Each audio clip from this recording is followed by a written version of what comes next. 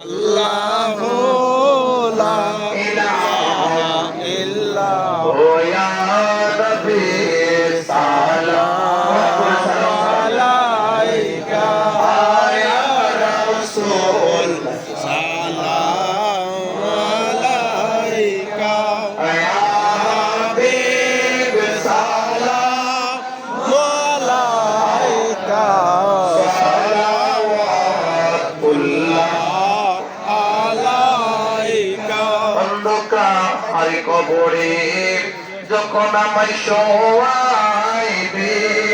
বাঁশের কপাট লাগাইবে কঠিন